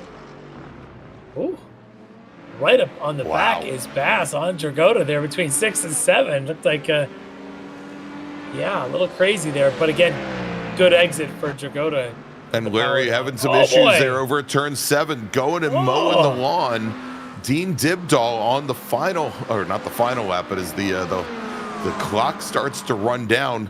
Luckily, he's got about a half minute on Carson Cushman at the moment, so he can according to his dad, a couple issues. According to his dad, the track here at Rhode Island will charge you for grass repairs and make you pay for your divots. So, Rich, guess what? Time to open up the checkbook. Your kid's buying some turf here at Rhode Atlanta. Look at that. Uh-oh. Yeah, he came back now on. Now he's just right starting to show off, Larry. Yeah, well, he came back on right next to Jimbo Pfeiffer and has just sort of carried it all around. He just wants his dad to buy the whole track. That's exactly. Hey, who did we see earlier? Was it Avon Dorsey or I forgot who? Or no, it was Jordan Butler, who at least was using the access roads. Right. Oh. Dean just doing his thing. Bumps or no bumps, he's just going to keep hitting the marks. Oh, look at that. He's trying to really push it everywhere. He's got 24 seconds. Or trying to throw it away. One of the two. Come to find out, Rich is down there in the basement or wherever his sim rig is. He's grabbing the wheel out of Dean's hands as he's driving to the track. Rich says, tires are done. Surprise, surprise. The tires have been dipped-off. That car is looking awfully twitchy, Larry, on both turn-in and on exit as we look at Kevin Carlisle here, who sees the white flag. So about 2.5 miles remaining. And Dean might have seen the white flag. And we have a battle for third as Copeland is up underneath that Mustang's rear wing. So everybody's got white flag. That's it. We're 2 miles or less from the finish, and the battle for the podium is definitely raging. And Ethan Bass is flashing his headlights furiously, Larry, trying to find his way around. Oh, look at this. Look at Copeland. Pfeiffer. He's going to go around the outside of 6. Larry, as he was coming up right onto the back of our leader, and there's Kevin Dibdall Carlisle. in the middle of it. So you got your leader in LMP2, your leader in the race, and Dibdall and Carlisle. The battle for the podium at GT3 Pro. This is nuts, all within about 50 feet here on the track. And now, as Copeland's trying to get a draft off of Dean Dibdall's LMP2 to Lara, coming down into the brake zone. Little bit of rubbing and running very, very deep and far too deep is Ethan Bass. As Kevin Carlisle comes across the line, takes the win in GTP. Dean Dibdall will take the win in LMP2. Taking the win in GT3 is Ryan Amon, and Leo Dragota is going to take second, but Ken Copeland with that last lap maneuver and attempt going down into 10A and 10B, holds off the Mustang of Ethan Bass. Ethan Bass finishes just off the podium in 4th. And here comes our GT3 AMDRA leader, Tyler King. He will take the win. Carlos Barrero should come home in 2nd. He should be coming underneath the Fox Factory Bridge now. And indeed, Carlos Barrero will finish 2nd, with Dan Carrillo finishing in 3rd. Larry, can we actually, John, before we go to break, can we go back and take a look at that pass going into 10A between Ken Copeland and Ethan Bass? I was hoping we could pull that up. If not, maybe we can get it after the break. Here we go. And watch crazy. Here where suddenly you just know that Bass is not going to be able to stop the car, Larry. He's back right there.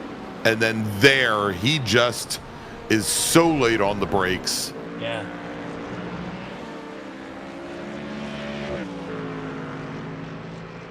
Wow. And there you go. I think he. Yep, he had to serve that penalty. Yeah, he knew that he was going to have to give that position to Copeland as Copeland comes across the line. But what a finish! All right, let's take a quick break. Thanks to our partners and sponsors, and when we come back, We'll talk to some of our winners here tonight from Michelin Raceway Road Atlanta, where you've just seen round number 2 of the Extreme Motorsports Ricmotech World Challenge, presented by the SDK Foundation and Butt Kicker here on Apex Racing TV. Stay with us, y'all. The SCCA Foundation is a 501c3 organization serving as the charitable arm of the Sports Car Club of America. One of the programs partially funded by the foundation is the SCCA Academy, an online learning management system used to keep real-life racing track officials up to date on the highest standards of race safety and officiating. Through this program, the SCCA Foundation is supporting the future of the best-trained corner workers and event officials in motorsport. You can support these efforts at www.sccafoundation.org. Ricmotech high-performance sim racing equipment. Whether you're just looking to have fun, train for race day, or become a serious esports competitor, Ricmotech has you covered. Hundreds of name brand parts. Support from experts that love sim racing. Trusted by the pros. There's only one place to go, Ricmotech.com.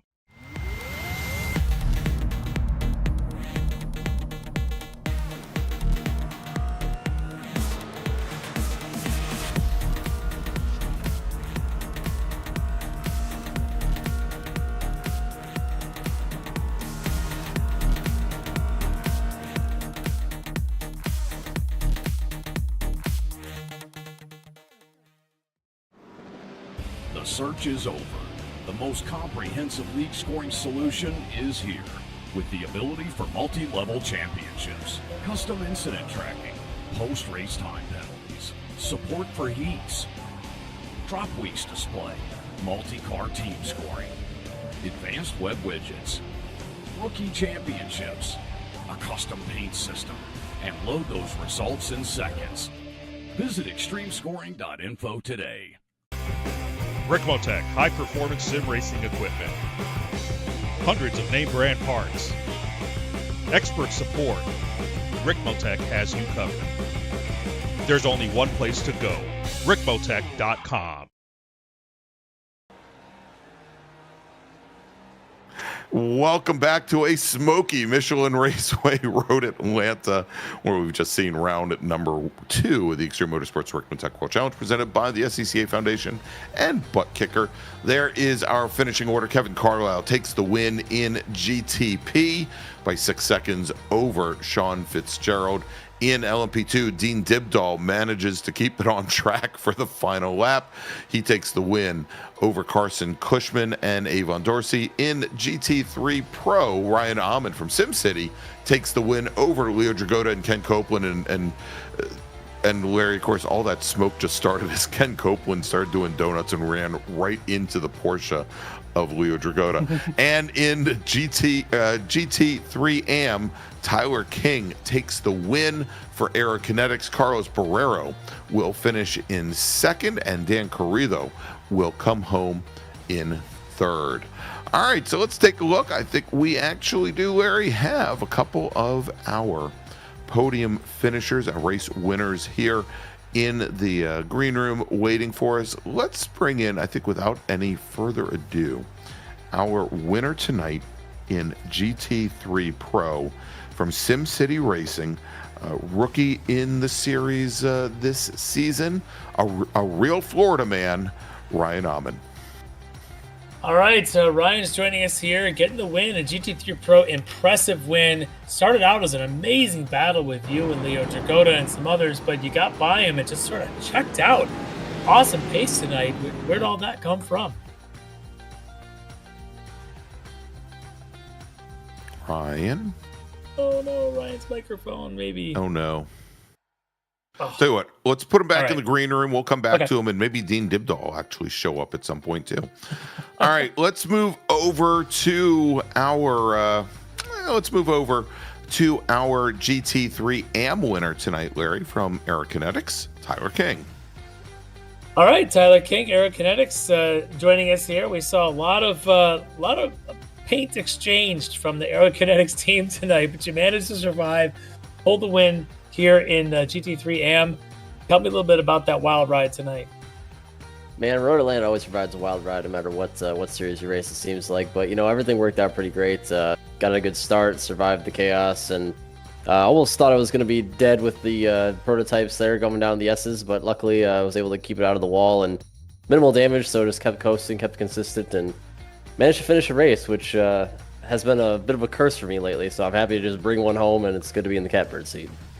Yeah, it looked like your teammate probably didn't really work out as lucky as you did. Didn't manage to keep it on the track. But for you to come back into it, we saw some of the battle that you had with Dan Carrito and the others. Walk me through a little bit of some of those battles as you're kind of like battling within. You've got other things happening around, the LMP2s, the GTPs going by, but you're still trying to fight for those positions with guys like Dan. Tell me a little bit about how that was with those other battles happening. Oh, it was tough. I mean, the car was starting to fade pretty much as the run went on pretty bad, so I was just really focused on trying to just keep it consistent and keep it on track, not make any silly mistakes and cost myself a nice finish. Dan also was struggling with similar things from what I can tell. But, overall, great day, can't complain, and happy to bring it out in the next 2 weeks here. Yeah, great win there. This place, as you say, it eats a lot of cars, but to be able to survive and be fast, do that all in one night and get yourself a class win, that's the way you do it. Awesome job for you and the Aerokinetics team. I'm sure you got some folks you want to give a thanks to. Of course, shout out to Aerokinetics for the great setup as always. Helped me get competitive here this week. As my partner Zach, he's been didn't get as much luck as me this week, but always great to be practiced with. Good practice buddy. And thanks to the viewers. Hope you guys enjoyed the show, and we'll be back in 2 weeks. All right, well, awesome job winning GT3 AM tonight for Aerokinetics Racing, Tyler King. Congrats. Thanks, guys. All right, Larry, let's move over to, tell you what, let's bring Ryan Amon back in, our GT3 Pro winner. We'll see if he has fixed his microphone issues. Ryan, you there with us? I'm here, yes. Awesome. All right. So awesome job tonight. Oh, my goodness. The start, the battle there with Leo Dragoda at the beginning that seemed like it was going to go all night, but once you got by, you just kind of waved goodbye and took off from the rest of the field. Where did all that great speed come from tonight? I guess I'm pretty good at Road Atlanta. It's one of my favorite tracks, so I've had quite a few races there over the years, and the Mustang does pretty well there too. I got to give a little shout out to Eric Newman. He helped me with a little issue I was having with the car, and he helped me tweak the setup a bit. And definitely pulled everything together for me, obviously. So, yeah, incredible run tonight. We just kind of expected, well, maybe some of the other guys will be able to keep you honest, but tonight they just didn't have anything for you. So between the setup and your great work here at Road Atlanta, it leads to a win in one of the toughest classes we've got. These GT3 Pros is a deep field. What's it been like running against some of these guys that have been here in this series for a while and been winning a lot? Here you are right alongside them. It feels pretty good. Last week at Fuji, I had actually never put any laps on that track ever until that race. So I had about 50 laps of practice. So I knew that wasn't round one wasn't going to be my round. But I knew coming into this week I had a pretty good shot at being at the top. So feels good. Yeah, incredible run here, getting the victory here at Road Atlanta. But I know you've probably got a few friends and teammates you want to give a thanks to. Oh, yeah, definitely. I want to say great job, Kevin. He got the win in GTP. Did a great job. And give a little shout out to our amazing sponsor partners that have been with us for several years. Monster Energy, Oakley, Air Jordan, VRS, Breezy Racewear, Advanced Racing, or Advanced Sim Racing, and Grid, Coney Setup Shop. They've all been with us for pretty much the whole leg of this journey with SimCity Racing, and they've been really, really good to us. So definitely want to give them a shout out. And then also Jason, our faithful leader at SimCity Racing. He does a lot for us, lets us have a lot of fun, and it's a great family to be a part of. Well, incredible run tonight. The great team put the whole effort in, and you walk away with a victory here in GT3 Pro for SimCity Racing. Ryan Amon, your winner. Thanks, guys. All right, Larry, that leaves us with two people. Of course, only one of them posted. Let's bring in Kevin Carlisle, our winner tonight in GTP, driver of the number 72. Sim City Cadillac. It is Kevin Carlisle. All right, your overall winner tonight, impressive pace, Kevin Carlisle. Good night for SimCity Racing. We just talked to your teammate from the GT3 ranks, but here in GTP, Kevin, it's a solid victory. Tell me a little bit about how that car felt, what it was like here in Atlanta tonight. Oh man, it was rough at the start. I did a very amateur move and spun my tires right off the get-go. I was like, well, this is gonna be bad, so I just kind of paced myself and really had a good battle there early on with Sean. He put up some good fight. I hate that he had some trouble early because it was gonna be a fun race for sure. Yeah, he definitely showed some really good pace. Just had an issue there that cost him a spin at some time. But still, though, working your way through traffic, even late in the race, it looked like it almost got chaotic on that last lap, even as you're taking white flag with essentially the podium being still decided in GT3. You're trying to be conservative with them or just kind of get out of their way as best you can? Yeah, I just tried to not impede it. I was like, I'm just going to pass them all on the straightaway if I can. And I didn't want to, botch anybody's corner and mess up their race form and possibly a run they had going. So I just took it very easy. I knew I had like a 7-second lead. Sean was catching me pretty quick. My rears were dead. And I just tried to be very, very smart and not to ruin my race or theirs and just be patient. A pretty wild, chaotic night as Atlanta always seems to be. But walking away with a victory, it's a big deal. It's not easy around this place to survive nearly 50 cars on track when you're, in some cases, 10 seconds, 12 seconds a lap faster than the other guys. Makes it for some interesting comings together. But you managed to keep it on there and get yourself a win for that team of yours. I'm sure you want to give a little shout out and thanks to some folks that work with you. Yeah, big congrats to Ryan. He got the win in GT3. That was awesome. Special thanks to Zach. He did really well in some practice this week. And also a special thanks to Bailey Petrowski. Me and him did a lot of practice this week, and he didn't even show up. I'm pretty mad about it because I wanted to at least try to battle because I know he's very quick. He's one of the whole reasons why I signed up. So, but yeah, it was special thanks to our sponsors, Monster, Oakley, Jordan, Abruzzi, Grid. And special thanks to you guys for putting it on. And super special thanks to my buddy John and his daughter for cheering me on. That was awesome. Well, great stuff. Getting the win here, SimCity Racing for Kevin Carlisle. And I'm sure you'll see Bailey in 3 weeks at the next round. So looking forward to the heads-up battle between you guys. Yeah, it's going to be awesome. All right, everybody, there you go. Kevin Carlisle, our overall and GTP winner tonight, driver the number 27, SimCity Racing Cadillac. All right. As Greg decided to eject himself from the audio. I'm sure he'll be back in a minute. But what I can tell you is we've got a couple of races coming up. Maybe, Greg, do you want to talk about the upcoming races before you kick yourself out of the chat again? Hey, look, did I do that again? Yeah, you did. Yeah, I certainly did. Thank you very much. Yes, let's talk about our upcoming races instead of me talking to myself here. As we've got some really neat ones coming up here over the next couple of weeks. As I said, next Monday night, of course, it's Memorial Day weekend here in the United States. Take the night off, have some fun with family, have some hamburgers, hot dogs, and don't hurt yourselves. But in 2 weeks, the Touring Car Cup is going to be heading to WeatherTech Raceway Laguna Seca for round number 3. That's for our Hyundai Elantra and TCR cars and the Toyota GR86 Cup machines. And if you want to be on the grid in the Touring Car Cup, you can still do that. All you need to do is go to xmsracing.com/series/TCC. And then the World Challenge is going to be heading to Spa-Francorchamps for the very first 90-minute race of the season. And that is going to be Monday night, June 9th, of course, 8:10 p.m. Eastern Daylight Time. And if you'd like to join us or would you like to be on the grid, as long as you sign up before round number 4, you're in. Go to xmsracing.com/series/RWC for more information.